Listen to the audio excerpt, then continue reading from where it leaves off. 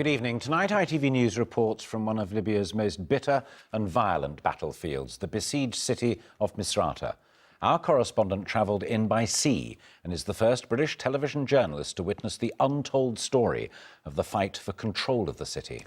It is a place which resounds to the echo of gunfire, mortar shells and the screams of the injured. Our team was present when young children were hit.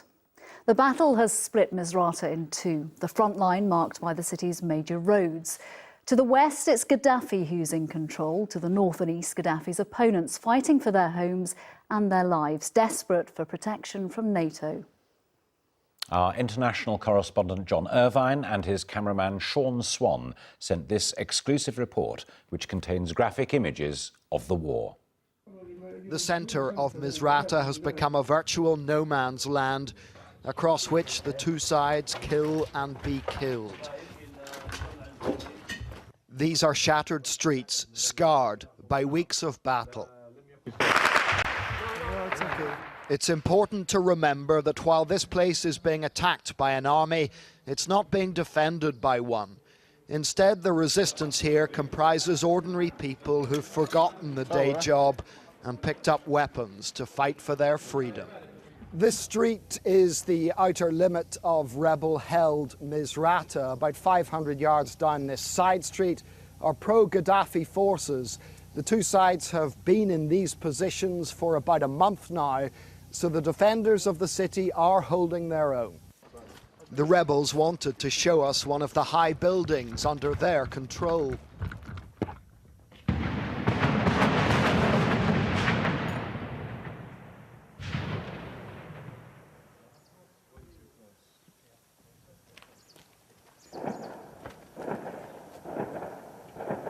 This place has been held at a cost.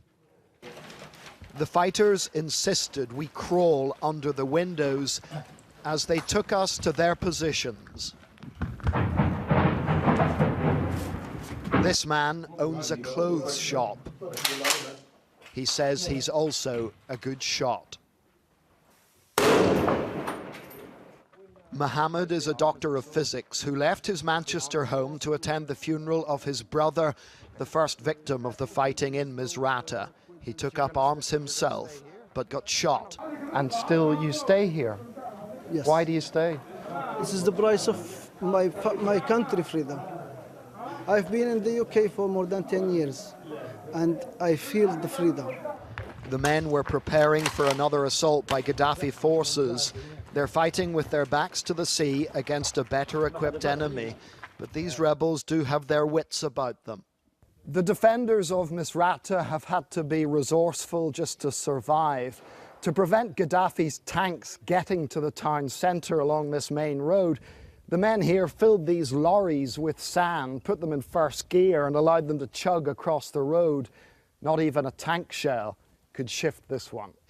But as we saw at one of the few hospitals still functioning here, Misrata is paying a heavy price for its defiance. The city is a thorn in the colonel's side, an embarrassment not far from his capital and his hometown.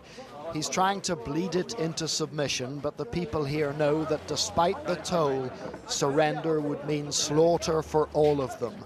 And so they all do what they can. People like this oncology surgeon who trained at Edinburgh's Royal College but is now learning different skills. We are not qualified to be war surgeons, but no choice. As the injured continued to arrive here, it became obvious to us that most of them were not fighters, but civilians, injured by indiscriminate gun and mortar fire directed by Gaddafi forces. These men were mourning the loss of two brothers cut to pieces by a mortar shell. This 12-year-old boy had been shot in the leg, but in Misrata terms, he was lucky.